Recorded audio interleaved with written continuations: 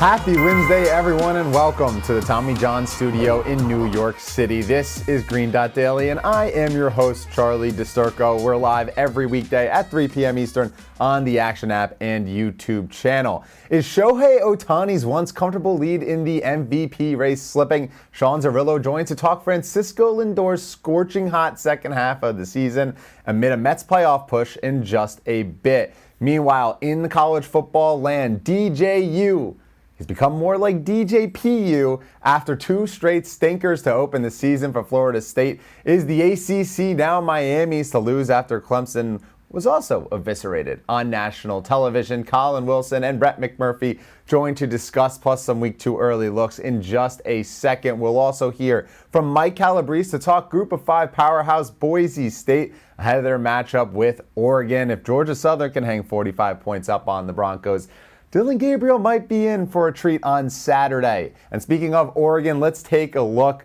at Brett McMurphy's top 5 in his AP poll and how it compares to Collin Wilson's power ratings ahead of week 2. The Ducks, once number 1 for Brett, have slid down to number 3. But that's not the biggest surprise. Collin doesn't have Oregon inside the top 5 at all.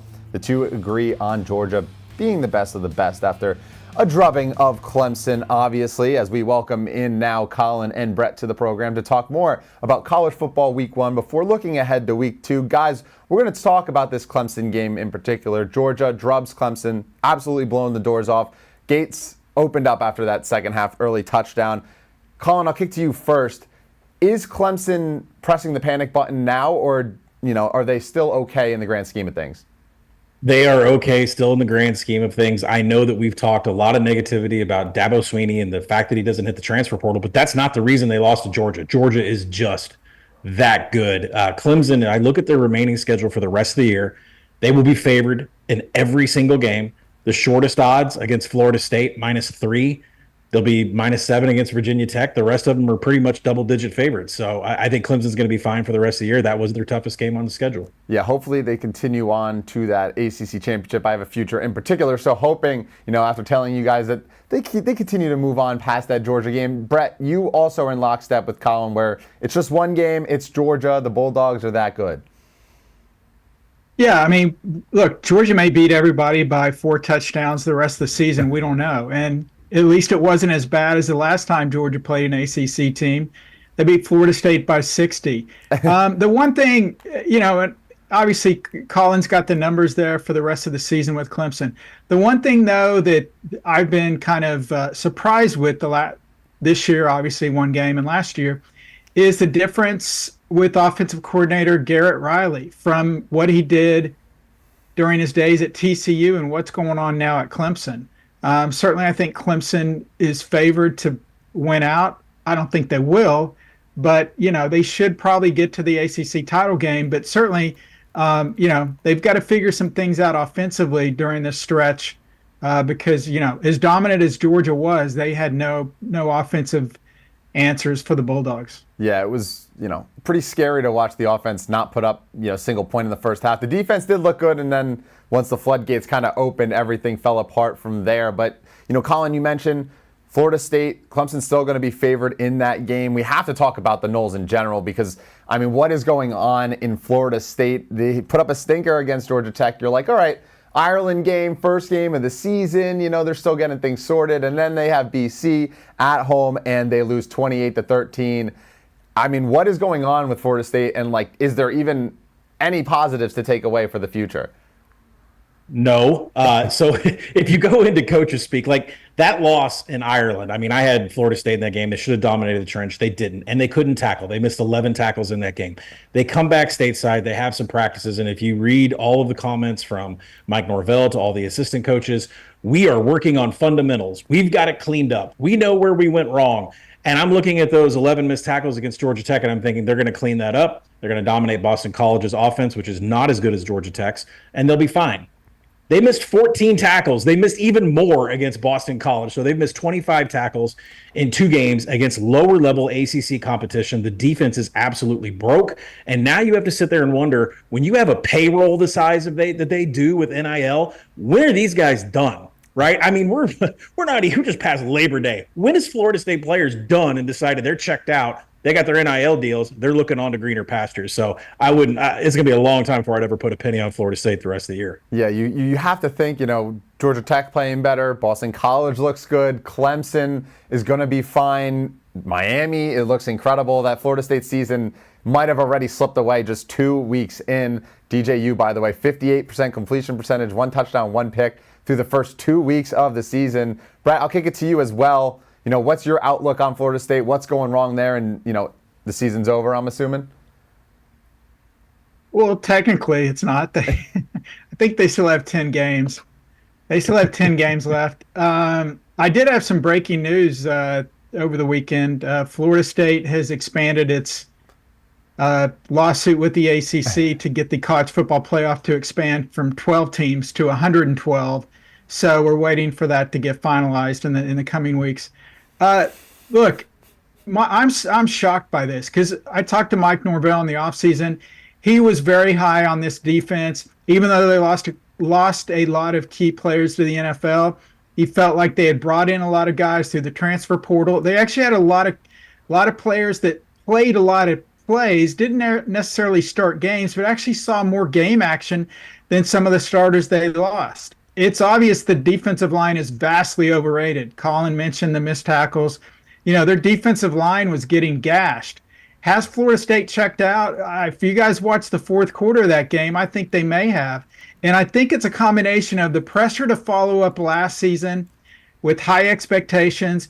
And now I think they're pressing on offense. They could ultimately, they may struggle to get to 6 wins and get to a bowl game now. And also, everyone can obviously DJU is a focal point. I look at it this way. What an incredible job Jonathan Smith did at Oregon State with DJU compared with what's going on now at Florida State. It's two different quarterbacks. Yeah, definitely 2 different quarterbacks. They ran the ball well, Oregon State, and then Florida State's completely gotten rid of it in general. So, it'll be interesting to see how they can kind of bounce back if they go back to the run, a power-heavy run, and allowing DJU to be more comfortable. We'll see that. But I want to ask you guys, too, just, Norvell obviously has the undefeated regular season last year. This year, 0-2. Dabo, Swinney, Collin, you have been a big critic. Stuckey, everyone's been a big critic of Dabo, of avoiding the transfer portal, sticking to his guns. Both of them have not really done a whole heck of a lot in their time, in the last few years at least. Are either of them on the hot seat, do you think, and who is on the hotter seat, Collin? Well, this is tough. 2 coaches, it should be, right? Dabo Swinney is the one I don't think is on the hot seat. He has 2 national championships at Clemson. And as long as his athletic director is still in lockstep with him on how they're going to handle the transfer portal, then there's no problems here. As long as there's a clear path and forecast how they build this roster, there's not going to be problems for Dabo. But Norvell is a different story. Now, he could put the blame on the fact that his offensive coordinator was suspended for 3 games for recruiting violations, maybe use that as an out, although I think Norvell's calling the plays. Defensive coordinators can be fired and replaced. It's just really been a very sloppy, terrible effort. Not sure if it's a hangover from last year, but to me, if there was a race to see who would be fired first, Norvell would have the lead. Brett, do you think either of them are on the hot seat in particular? Dude, hot seat? Are you kidding me? Come on, man. Freaking Clemson won 9 games. Clemson won 9 games last year. It was their worst season in 12 years. Dabo went to 6 consecutive playoffs, something Nick Saban never did. Mike Norvell, he was undefeated last year. He turned down Alabama. He had a contract offer in his hand. He said, no, I'm staying at Florida State. Now he's 0-2. Let's fire him. Get rid of him. They're not doing good, but give me a freaking break. Right. I guess with this thinking, TCU should have fired Sonny Dykes last year because, oh my God, he went 5-7 after getting to the national title game. It's crazy. I hate when people throw around hot seat like this. Nothing against you, but this is ridiculous, stupid. Neither one's on the hot seat. Their fan bases may want to be on a hot seat. They may want to eat stuff out of a red Solo cup. But no, neither guy's on the hot seat. Listen, I'm just speaking for what I'm seeing on Twitter. Everyone's upset. Billy Napier is getting... Follow different people. Billy Napier, listen, I don't get to control what's on my For You page right now on Twitter. It's not something that I like to choose. And listen, Billy Napier's on the quote-unquote hot seat too, so...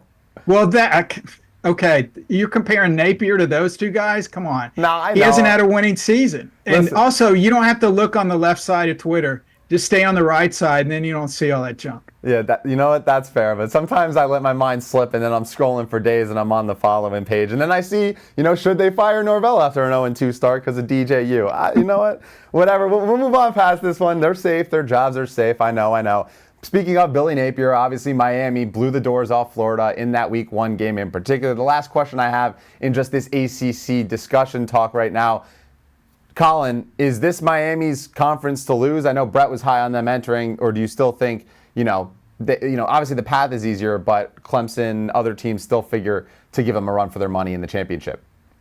Yeah, I think the handicap on Miami is extremely easy this year. It's how much havoc can you put on this offense led by Cam Ward. He has coughed up the ball over 40 times in his career. He's got 79 turnover-worthy plays in his career at Incarnate Word and at Washington State. So he is prone to huge turnovers and big moments. Just didn't happen this past weekend. You go down the schedule. Look at this murderer's row of defenses. Ball State, South Florida, Cal, Duke. Wake Forest. What are these defenses they're going to face? Nobody has any havoc to force Cam Ward into one of those 6 turnover games that we've seen him do before. And breaking news right here on Green Dot Daily, there is a Miami plus 180 to win the ACC bet. That is getting scooped up by me. It was this morning. I'm going to put it in the app here right after the show. There is no resistance. There's no Clemson on this schedule. There's no defense that can get Cam Ward to have that many turnovers. Miami is the play in the ACC. Yeah, it really does feel like that. Cam Ward, the talk of the town on Twitter as well, Brett, for what it's worth when I went on that left side. Everyone's saying this guy's going to win the Heisman. Listen, I'm going to give you your flowers despite the little come at me there. You picked Miami to win the preseason ACC. I'm sure that you're still on them to take it home in the end run. Yeah, I was the only one smart/dumb enough to rank Miami in my preseason top 10. I've got them up to number 7 now. They're number 12. Overall, I guess everyone else will catch up eventually. And basically, yeah, this is what I expected from Miami. Cam Ward, Damian Martinez, the best quarterback, running back transfer duo to come into one school. And also, Cristobal told me in the offseason about the trenches. He was very high on the offensive line, the defensive line. We saw that. And look, the way the rest of the ACC has looked so far, the Canes might actually win the ACC title since they joined the league 21 years ago. And finally, you mentioned the Heisman, Charlie. You guys know how much I loathe, Heisman futures. But my gosh, even I'm tempted to take a flyer right now on Cam Ward. I know nobody wins the Heisman in September, but as Collin laid out, the schedule lays out perfectly for them. If Miami wins the ACC title and Cam Ward can duplicate what he did against Florida multiple times this season, he's got as good a chance as anybody. Yeah, he really does, and the schedule definitely plays in his favor. So getting double digits for Cam Ward near 10-1, definitely worth a look. But before we get to your guys' Week 2 betting angles, Collin, you joined Johnny Manziel yesterday to talk more about Week 2 and the Week 1 in general from the past. And spoiler alert, he also agrees with Brett and Collin on Miami being really good. Johnny, any thoughts on the college football playoff race? Any teams you want to mention if you want to talk Miami or wherever you want to go with it? Yeah, I think obviously Miami is obviously, one of the teams right now that looked really, really good coming out. You play an interstate rival in Florida, you come out and you do that to them. I think it all starts with the quarterback play and Cam Ward. That guy is playing like he's played a lot of football. He's playing like a guy who's seeing things very slowly, getting the ball out of his hand very, very quickly and being super, super efficient. You see on some of these runs where he's kind of just like getting what he needs to get and then kind of almost like he's walking out of bounds a little bit. This guy has a lot of experience. Obviously, I think a completely revamped team around them a little bit that's put them in a great position. Like you said, obviously my favorite to come in here and win the ACC as well. And after a slow start for the ACC Week 1, I don't see how anybody's going to be able to really slow them down. But the guy's playing absolutely lights out right now. After Week 1, we'll see. Obviously, I have high hopes and faith, and I think that he will be able to keep up this play throughout the season. All right, and Cam Ward, Heisman, Johnny Manziel, stamp of approval, and that guy knows a thing or two about quarterback play in college football. Miami next week or this week gets Florida A&M too, so definitely an easy game. But let's talk about the marquee matchups in general for this one here. Texas, Michigan, obviously the game of the week, a high noon kick. at Eastern time. Total of 42.5. Texas, their numbers rising up, 7.5-point favorites now. I think there's might even be an 8 in the market. Collin, I'll kick it to you first. You are biting the bullet and going against, every fiber of the public here and taking Michigan. Yeah, I might take another unit on it before Saturday gets here. When you deep dive into what Texas did on the defensive line against Colorado State, they were horrible against the run. Their two defensive interiors had to replace Sweat and Murphy from last year. We expected the pass pressure to stop. Not only did that stop, the run against the run stopped too. Texas was horrific. Colorado State was able to run freely, get a couple of yards and gains. Not to say, there was a 50-burger put up on the board. Everybody's going to concentrate on that 0 that Colorado State put up. But they had success running the ball against Texas' defensive line, and that is a major issue here going up against Michigan's defensive line. You look at the offense of Michigan, that's what everyone wants to talk about. Tight end Colson Loveland had 9 targets all over the tackle box. You can expect a lot more of that from Davis Warren passing this week. And the Texas defense, they created 0 pressures against Colorado State. That Colorado State offensive line is not what Jay Norvell wants. They're undersized. He's been working on that unit for 3 years since he got there. And Texas created 0 pressures against Colorado State. This number was like a pick 2 weeks ago in the game of the year market. It was like -2.5 before last week's game. Now we're above a touchdown. It doesn't make any sense, and I know people look at the anemic Michigan offense and think, no way, I can't bet that. Colin Wilson's betting it. Collin Wilson betting, the ugly number. I think also, the under might be interesting too because Michigan will be able to establish the run. It feels like one of those pro style, just continue to grind away. Service Academy. Sorry, Charlie. Service Academy. Michigan is going to Service Academy army this to 7 possessions per team. And then it'll be like 7-3 Michigan, and all of a sudden Collin Wilson's on top and everyone else is on the bottom. Brett McMurphy, your thoughts on this game? I don't have a pick on this game. This game is Sophie's choice for me. I have both teams under in season win totals. Michigan under 9, Texas under 10.5. Is it possible that both teams can lose this game? And I think I agree with a lot with what Collin said, though. I think because of last week's lopsided score against Colorado State, everyone thinks Texas is going to win this by 4 touchdowns. But look, I know this much. Michigan showed absolutely nothing against Fresno State. They'll pull out all stops for this game. This is a huge game for Sharon Moore. But if you think Michigan's going to win outright, I wouldn't hold my breath. Last time Michigan has won as a home underdog of more than 7.5 points was way, way, way, way back in 1995. Charlie, you probably were 15 years from being born. So I don't know if Michigan can pull the outright upset. I do think it's going to be closer, but I'm not as confident on the Wolverines, so I'm going to sit back and watch one of these teams lose and help one of my season win totals. Listen, I'm a 90s baby, Brett. Maybe not 1995, but I'm a little bit close to that one. But the other marquee matchup that we want to discuss here, Tennessee, North Carolina State, another ranked matchup between top 25 opponents. Tennessee looking great. Nico, potentially a Heisman candidate. 7.5-point favorites here. NC State, you can't really say the same for in their week 1 game. This one's in Charlotte at the Duke Mayo's Classic, so like a pseudo home game for NC State. Collin, what are your thoughts here?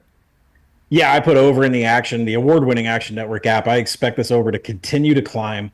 The Tennessee secondary was not stressed by Chattanooga whatsoever. It is absolutely the biggest weakness of their team. They were completely cleaned out from the 2-deep depth chart in the secondary, and Chattanooga just couldn't expose any of that. You go to the NC State side of the ball, their trenches are horrible on both sides of the ball. Casey Concepcion had 14 targets for Grayson McCall, and it all had to be explosive plays because he had 9 or 12 pressures all over him the entire day. On the Tennessee side, Dante Thornton, Brew McCoy against this very poor back nickel defense of Tony Gibson at NC State. They lost a program-defining linebacker to the NFL last year. The defense is in shambles for NC State. That Tennessee offense is based on timing routes. They're already averaging more than 3.5 yards per route run. This is going to be explosive play central. Give me the over here and a number I think that's going to continue to steam in the market. Brett, you used your Stuckey pass already in the first game, so I need a best bet in this second one here. Where are you going? Big Orange. I like Tennessee. NC State struggled against Western Carolina. I didn't even know Western Carolina was a state, but anyway, NC State struggled with them. And yeah, Tennessee has Nico mania. people haven't seen him play. This kid's dynamic. You mentioned the Heisman. Look, if Tennessee can get to the college football playoff, yes, he has a legit chance to do it. I just think the Vols offensively, their talent is the biggest difference in this game. I think Tennessee wins this game comfortably, and the ACC takes another early season hit. All right, so we got 3 takeaways from this one. Brett likes Tennessee / Collin likes the over. We got in the first game, Collin likes to bite the bullet with Michigan, and the third one is to stay off the For You page of Twitter. Brett McMurphy, Collin Wilson, thank you so much for joining me, and we'll see you again next week. And just a reminder, if you want to step up your betting game and get access to some of the most resourceful tools to help you along the way, you can upgrade to an Action Pro subscription. Use code GDD20 to get $20 off your annual pro subscription when you sign up now. That's code GDD20. And let's keep the good times rolling with Mike Calabrese on the college football land. Mike, every week, we simulate college football 25 games. We're always targeting one of the marquee ones. You, a G5 specialist, we had to include Oregon against Boise State. I do want to say, before we talk about the simulation, are you at all worried a bit? Because I know you had the long shot future on Boise to win the Natty. Georgia Southern, might have raised some red flags there. Yeah, at first my concerns were Malachi Nelson not winning the QB1 job, but now I'm like, is the transfer portal still open? Can we get a bunch of defenders, some run stoppers in the box? Because the Broncos finished outside the top 100 in Pro Football Focus run grade from week 1. You had, powers like Sam Houston, Coastal Carolina, Texas State, all finished better against the run in week 1. So I think that's Boise's biggest bugaboo moving forward. Yeah, I mean, Boise, the defense was crazy, but at least the running game looked good. At least they have something to build their hats on. Oregon, on the opposite side, I looked at that game and saw Idaho tie it up late, and I was like, holy crap, are they going to lose to Idaho after Dylan Gabriel's the Heisman favorite? This game is going to be really interesting. 19.5 point favorites is Oregon, a total, that keeps rising in the 60s. What did the simulations tell you on this one? So going through with College Football 25, punching in this matchup, making sure I had the uniforms right for Oregon. It's all about the swag. The Ducks won 42-24, winning by 18 points. Not quite covering the spread, but it went over the closing total. A slow start to this game, though. If I had the over, I would have been sweating it early. Missed field goals from both teams in the first quarter, as well as 2 turnovers in the end zone. Jordan James for Oregon extending the football, fumbling it into the end zone, recovered by Boise. And then Madsen goes ahead and returns the favor, throwing an interception in the end zone. Speaking of Madsen, he had 3 picks in this game. He was knocked down 13 times, sacked 4 times. He was under duress the entire way. And the second half is really when the floodgates opened for the Ducks. They scored touchdowns on 4 straight second half drives, and that really was able to put Boise away in this ball game. And you mentioned it, Genty is the superstar. He was a superstar in this one, 196 all-purpose yards and 2 touchdowns, but it wasn't enough compared to Dylan Gabriel, who gets himself back into the Heisman conversation with a super efficient performance, 85% completions, 4 touchdowns, 313 yards, and Jordan James atoned for his first half fumble by going for 138 and a fourth quarter touchdown that salted this one away. This one really feels like the perfect high-scoring game. The model likes the over, or the simulation likes the over. For what it's worth, you've done this twice now for us previously. This is the third. Both times it was correct on the total, said under in the Ireland game, under last week in UNC Minnesota. And then it's 1-1 on the spread, and the spread right around 18.5. They say an 18-point Oregon victory. Maybe Vegas knows a thing or two about the simulations in college football land. How do you feel about this game in particular? Do you think that this number and how the simulation said were pretty close to accurate? I think it's accurate that Boise's going to be powerless to stop the Ducks. Last week was a classic look ahead, rat poison, whatever you want to say. The Ducks were into reading their own press clippings that they were going to be one of the best offenses in the entire country.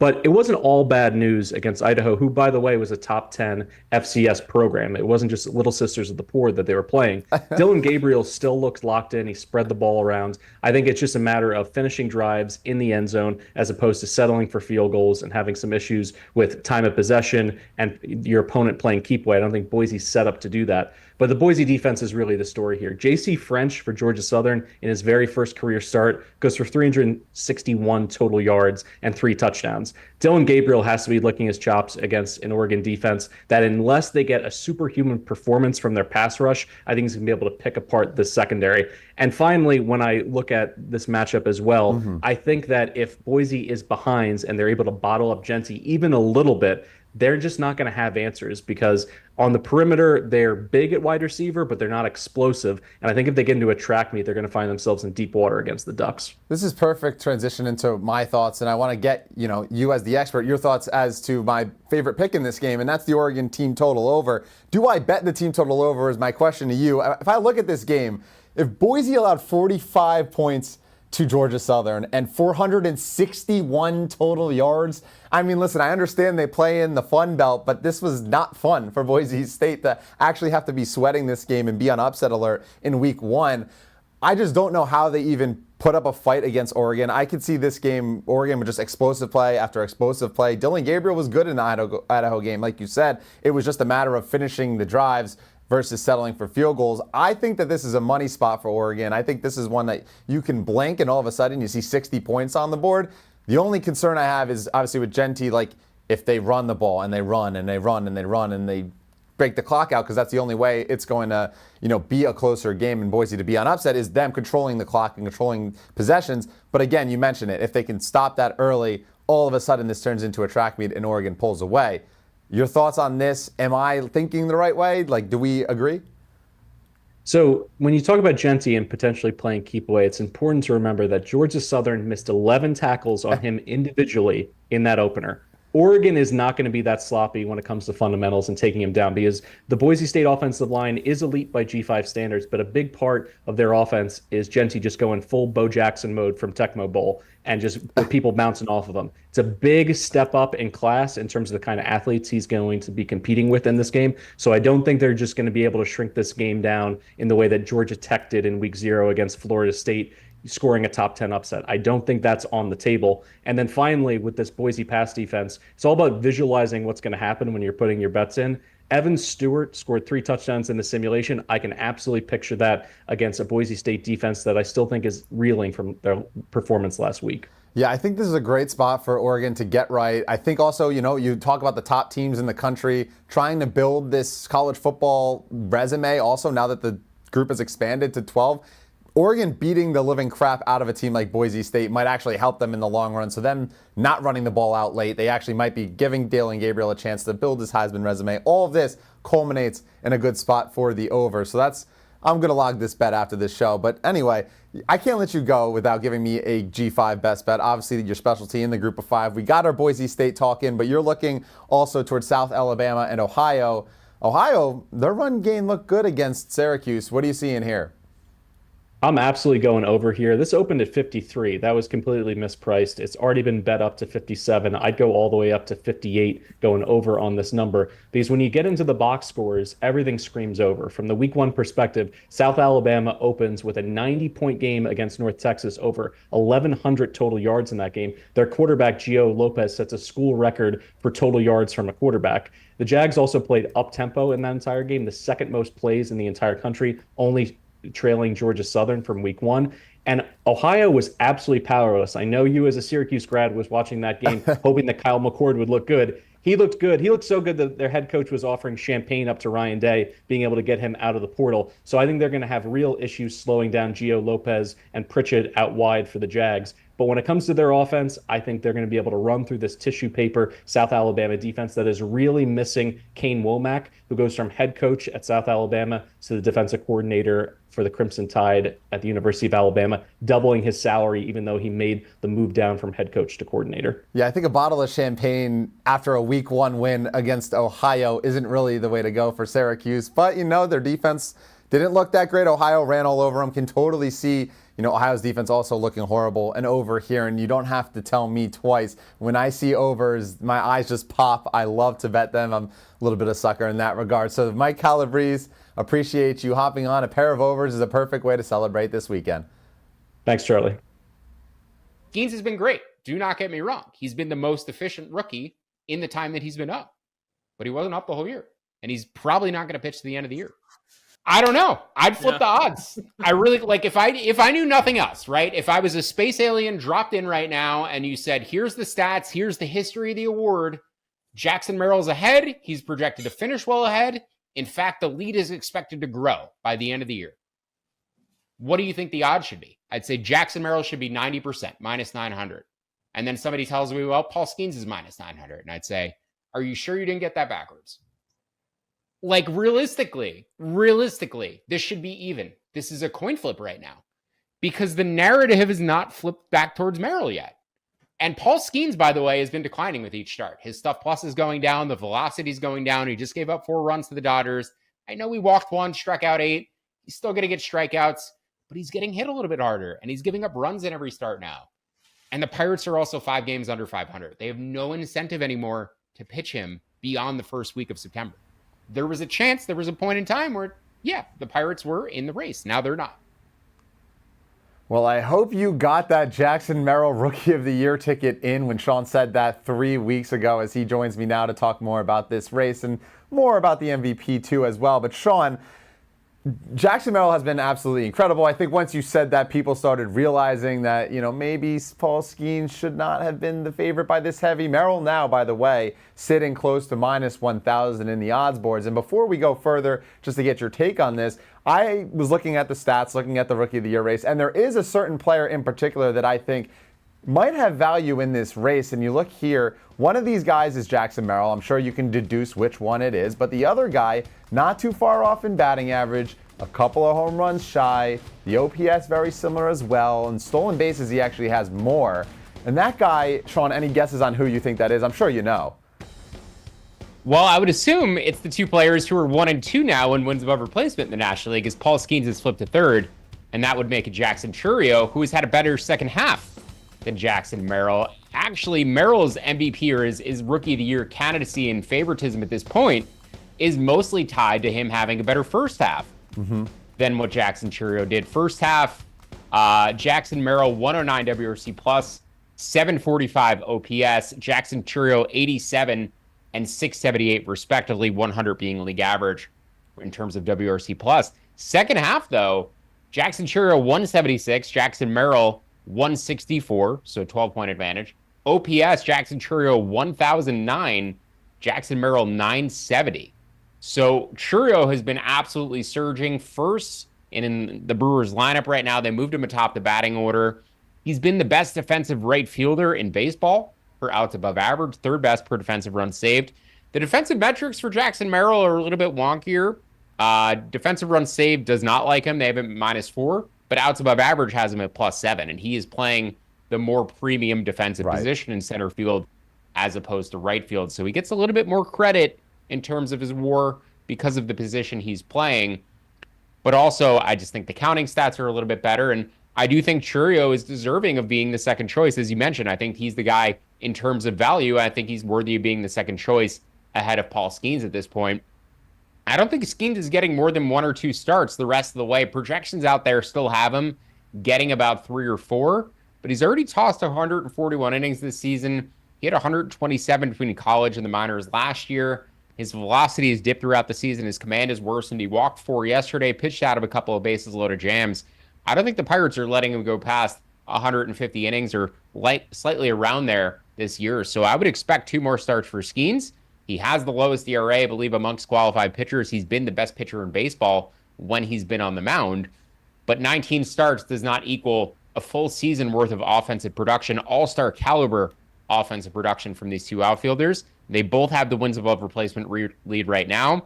And if you look at the rest of season projections, Merrill, who's already up half a win on Chourio, expects to extend that lead by about 2 to 3/10 of a win the rest of the way. It doesn't mean that Chourio can't outplay him and catch up, but the projection systems do say that Merrill's lead should only grow over Chourio by the end of the year. So I do think Chourio should be second choice. I think he'd be the value guy because these guys are very similar right now, but Merrill does have that WAR lead. and I think he'll end up winning. But yeah, if I'm betting one of these three, it's certainly Chourio. It's such a fascinating race, right? Like we talked 3 weeks ago, Paul Skeens, it seemed like he had this abysmal number, minus 2,000. Jackson Merrill, 5-1. Obviously, that completely flipped within a couple of weeks. And, Jackson Merrill had the big home runs, a couple of walk-off hits, a couple of game-tying hits. And that's kind of what you remember, the memories of a certain guy throughout the season. And it feels like Yamamoto favored at the start of the year. Yep. Jared Jones became the favorite at one point. Shota Imanaga was favored at one point. This award has changed hands so many times. It's been one of the best awards races in my lifetime for any baseball award. It's been absolutely tremendous. One of the best rookie pitching classes we've had. And it's going to be a shame that a rookie pitcher does not win, but I think it does end up being one of these two outfielders. Right, it's most likely Merrill. But I am intrigued. The next month and a half really decides a lot. The Brewers are ahead of the Central, so it's not like, winning the division is out of the question. They're most likely going to win the Central. Jackson Chourio, if he has a hot stretch, who knows what happens. And I do want to ask before we move on to the MVP race, because, Paul Skeens is so interesting, and obviously he probably doesn't have enough innings to get there. But are you concerned at all, as someone who has that Merrill ticket, on just the media narrative that brews around Skeens? Because the numbers from just a baseline perspective are out of this world. Obviously, the WAR, the advanced analytics all say Chourio or a guy like Merrill deserve it more. Yeah, if Skeens had been up since the first day of the season, I think this is his award. He got hurt by his own team delaying his service time. And I believe even if you finish top three, you still lose that year of service time. There was almost no reason for them to delay him, considering if he pitched like they expected him to pitch, he was going to lose that service time anyway. So I think he really just got harmed by the playing time, and I think that is ultimately going to be the difference. My only concern is if they don't shut him down. If he does pitch 4 more starts, then he gets pretty close to what Merrill and Chourio have put up. But he is third right now, pretty clearly third in wins of replacement at 3.3. If he makes 4 starts, I think he'll be in the conversation. I'd be a little bit worried, but I think they've had 150 innings circled as their number all year. I think generally you don't want to increase a pitcher's workload by more than 30 innings from one year to the next. And he is approaching that at this point. And with the velocity and the command already dipping, I don't really think they have a big reason to keep pushing him. They wanted him to pitch in September. He's pitched in September. Maybe they give him 1 or 2 more starts to make it feel like he got through a full season. But there's no reason to push him too hard. Right. The clock has struck 12 on the Pirates season. Only time will tell when he gets shut down. At least you'd assume it's a win, not if.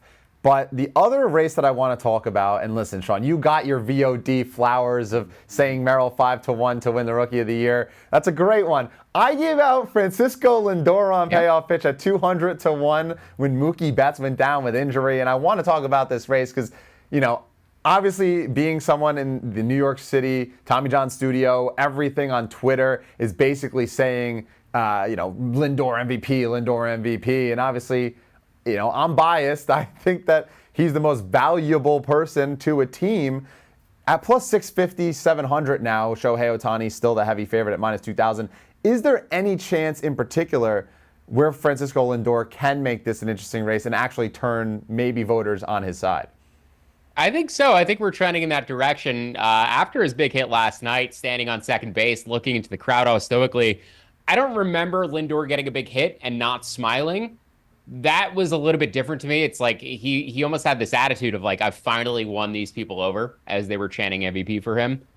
But if you look at the stats, if you throw away the narrative and all of the fandom and just look at the stats, he should be the leader right now. He's ahead of Ohtani in wins above replacement. He's expected to finish Ohtani in front of Ohtani at the end of the season. So currently 7.2 versus 6.7. His projected finishing range is 8 to 8.1. Ohtani between 7.5 and 7.7. And as Buck Showalter there said on the Mets pregame show or postgame show the other day, it's possible for Lindor to affect a game going 0-4 because he's still an elite defensive shortstop. Ohtani goes 0-4. It's not going to have any positive impact on the game. Lindor has been neutral in terms of defensive runs saved this season. DRS does not like him, but outs above average has him as the second best shortstop at plus 16. Bobby Wood is at plus 17. When we discussed this, Charlie, and when you gave out that bet, my biggest argument or my biggest deterrent to firing on Lindor was his OPS. At the time, he was at 70-46 or mid-70-50s. He was at 70-46 on July 1st. Been at 982 since, and he's at 843 now on the season, which is 18th in MLB. Other than Ichiro Suzuki, since 2001, every offensive MVP has had an OPS of at least 850. When Lindor was at 750, when he was at 800, didn't like his chances. Now that he's at 843, is he top 20 in MLB, he's got a serious shot to do it. When that OPS was at 800, I thought there was no chance. I didn't expect him to put up a 1,000 OPS over the next 6 weeks, but he did do it. And now he's very much in the conversation. So yeah, it's the same argument I made for Merrill over Skeens several weeks ago, aside from, Ohtani getting shut down and Skeens getting shut down, right? That's probably not going to happen. But it's the same argument. He's ahead in wins above replacement. Wins above replacement is the most important data point for determining awards. And for MVP, the second most important data point is OPS ranking. And that was the one factor hurting Lindor previously. It's now really not a factor anymore. So yeah, I think he's absolutely in the conversation. Generally speaking, 40-40 season, 30-30 season, it doesn't really impact the MVP voting. Now, Ohtani going 50-50, Ohtani being Ohtani, yes, that all lends itself into the narrative. But if you were just to take this objectively, look at the wins above replacement, look at the stats, I think Lindor should be favored, or at least I would give him the award, but he's got a lot of narrative to overcome. I know. It really feels like if Ohtani avoids the 50-50, then and the Mets make the playoffs, all of a sudden we're having a completely different conversation. But 49-48. Yeah, exactly. That's what I'm hoping, right? It's like not 50-50 because he's not the first player to ever do it. Then all of a sudden, I mean, literally, you talk about it, the statistics all say Lindor most likely should win it. And obviously, Ohtani gets to go back into the dugout, look at the screen, look at his hits, and focus on that rather than actually have to focus on the defensive part of the game as well. And just another fun fact to throw at you, since May 19th, Francisco Lindor has a 6.3 FWAR. That's next highest player in the National League is Shohei Ohtani with 3.8. So that's 2.5 higher FWAR since May 19th. We know about Lindor's struggles in the early season. They say awards are won in August and September. I don't know what he's doing, like what he can do even more, except for continue to hit the ball like he is to end up getting this award. But we'll see how that goes. And this is a perfect transition. Make the playoffs. Right. I agree. I've proven in the past you don't need to make the playoffs to win the award, but I think leading a team from the depths that they were and securing a final wild card spot, maybe that's like the tipping point where he can actually do it. And you know what's going to happen? It's going to be that 3-game series in September against the Atlanta Braves, and where 3 years ago, they lost the NL East because of it, ended up losing in the wild card to the Padres. This is like a chance for history to rewrite itself for Lindor. The stars are aligning, Sean. That's all I'm saying, and I've convinced myself that this 200-to-1 ticket's going to hit, and then I'm going to be upset. It was always the right bet. It absolutely was, and even at the time, because he was projected to finish second or third, and as our regular site, 26 of the past 28 winners finished top 3 in wins above replacement in their league. All you need to do is finish top 3 and then have a pretty high OPS besides that, and hope you get a little bit lucky. So he was always gonna project to finish top 3, top 5. He ended up boosting himself even a little bit up further than that. But yeah, it's always been the funniest possible outcome for the season, considering how much he was getting booed in April and May. The fact that he didn't make the All-Star team after probably being deserving even by that point, and now he's playing at an MVP level. So it's cool that he's even worked his way into the conversation. But yeah, I think if you look objectively, it really is like 50-50. If not, he should be favored. Yeah, he is my MVP. But let's digress, because I could go on for hours about how Francisco Lindor should probably take over Shohei Ohtani. Tonight's game with the Mets, 7:10 first pitch. We got Tyler McGill, not Seiler anymore, and Tanner Houck for the Red Sox, a pair of righties here. You like the Mets in this one to pull it out? I do like the Mets, and I think Tyler McGill still is the highest upside of any pitcher in this Mets rotation. He is the biggest stuff among the group. He is a big fastball. The Mets just sent him down to the minors to try to refine his command, but also simplify his pitch mix to lefties and to righties. So he looked good at his last start against the White Sox. He looked good across those 3 minor league outings. It seems like every time I want to call him Tyler McGill, every time Tyler McGill gets in a groove, it seems like the shoulder issues crop up and he ends up going back on the IL. But the strikeout rate this year is where it was 2 years ago and 3 years ago, not where it was last season when he was clearly banged up and it dipped. But the strikeouts are there again. The command has been the issue. But I think the Red Sox pitching staff is in complete disarray. Tanner Houck, their starting pitcher, 164 innings this season. His previous career high was 106. And his numbers have taken a huge dive since he passed that previous career high this season, passed it about 5 or 6 starts ago. There's just been a noticeable drop-off in effectiveness in the second half. 473 expected FIP, 5.2% strikeout minus walk rate. First half, 318 and 18% respectively. His pitching plus rating has dropped from 107 to 98. His BOT ERA has increased from 325 to 424, so up a full run. Strikeout rate down 10% since the All-Star break. His walk rate is almost double since the All-Star break. So Houck trending in the wrong direction, clearly looks fatigued. The Red Sox bullpen in a similar manner, 30th in expected FIP, 27 strikeout minus walk rate, 22nd body ERA in the second half. The Mets are 9th by the first two measurements, 5th by the third. So big bullpen advantage for the Mets. I think the Red Sox not only getting fatigued, but also they came in with a different pitching approach this year, not throwing fastballs, emphasizing cutters and sliders and changeups. I think the league to a degree has caught up with that, but also I think they're getting fatigued. They've thrown a lot of bullpen games this year. They haven't had a ton of depth. They tried to get guys at the deadline, none of whom panned out. So Boston's bullpen looks like it's melting down the stretch. The Mets bullpen actually has improved. If anything, Phil Maton has been incredible. Right. Reed Garrett back to pitching well. Even Edwin Diaz, looking a little bit better than he did earlier in the year. So, yeah, I made the Mets about minus 123 in this matchup. Would bet them at minus 113 or better. And hopefully they continue to stick their noses in this wild card race and make things interesting with the Braves down the stretch. The Braves are going through a year from hell. It really wouldn't surprise me if they end up collapsing and missing the playoffs. It kind of aligns with everything else that's happened to them this season. Right. The narrative pushing toward the Mets, Lindor playing at an MVP level, and the Red Sox are in a spiral. So it feels like a great time to continue to buy the New York Mets. Sean Zerillo, thank you so much, and best of luck tonight. Charlie, thank you for having me. Let's go Mets. Let's go Mets. And as a reminder, any pick that we give out here on the show, you can easily reference by going to the Action app and following us at green.daily. We keep track so you don't have to. And that's going to be it for Green Dot Daily on this fine Wednesday. I'm Charlie DiSturco for all our talent that came on the show. Thank you so much for watching, and we'll see you again here tomorrow with football. It's just one day away, everyone. Football is finally back. Thank you again, and we'll see you tomorrow.